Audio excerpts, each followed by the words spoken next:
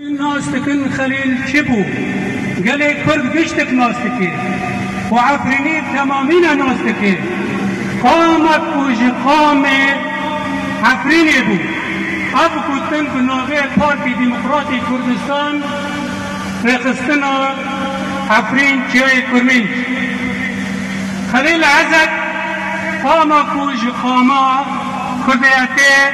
واستونة رب پارتیا دموکراتا کردستان لسر بازا برزانی نب 1944 هاتی روشکی دیگه هرو پشتی 7 سالا کچبار بکیش دنیای 7 سال هم روی هنه لی 65 سالا بردوانیوی و خباتوی و دماوی سال 1960 دا تب ناب ریز پارتیا هاتین آسکرین چکرین 57 دا بردوان دید خباتا خود حیانی 65 و دا هفته دیده دا لمؤتمره که مؤتمر پارتی دموکراتی کردستان حاضر بیه لگلکی لمندو نشید بو و او خواندنا آت نستیک لعفرین آوا کربو و آورتا خواندنا آورتا لباجار حلب لسنوات معمر بنسار خستبو للكراك رياضيتي مازن بو رياضيتي اجسام رمي القلبو في ميداليات لسر مستوى سوريا ضد ما شباب نقي خدا برنا اشتوى بدنا ورتاد المؤتمر حفتو حاضر بيا بهندانا كي مازن لا دما تشتوى هل تشيا بيا هندانا كي كويتا منطقة عفرية قالوا بصاب بالجارة هاتي قرتن وملاحقة بيا نجارت بنشان بو نشانا صالح وحشتين يكا هاد قرتن لعفرين جبن دسته امن العسكري وان ترزور ظلمتي تيكر وتعذيب كر وشكسك ما انسانك صامت وجب وتجاري تشتك لسر هوالي خا ولسر كورفيا خا ندا لقالوا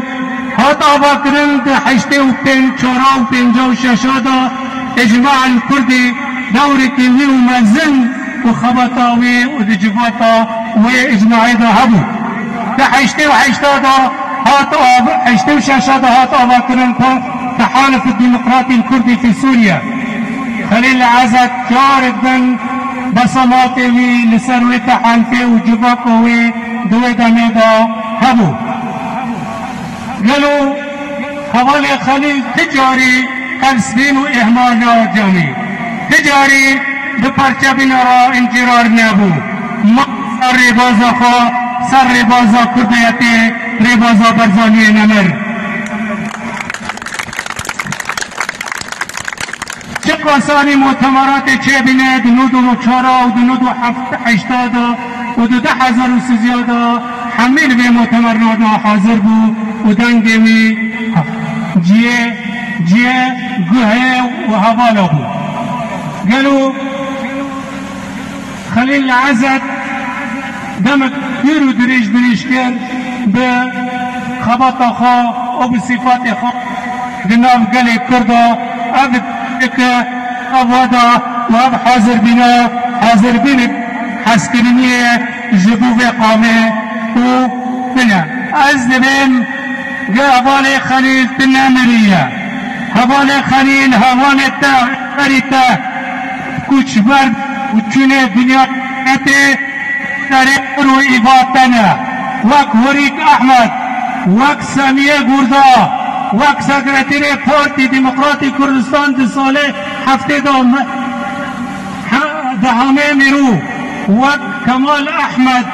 وك سكرتير نزير مصطفى وك شهيد وفقروان كرد نصر الدين برهد وك هوالن وحميد هوالن قاتل شكسكندن وظلم كرن وشهيد لبرجي ولا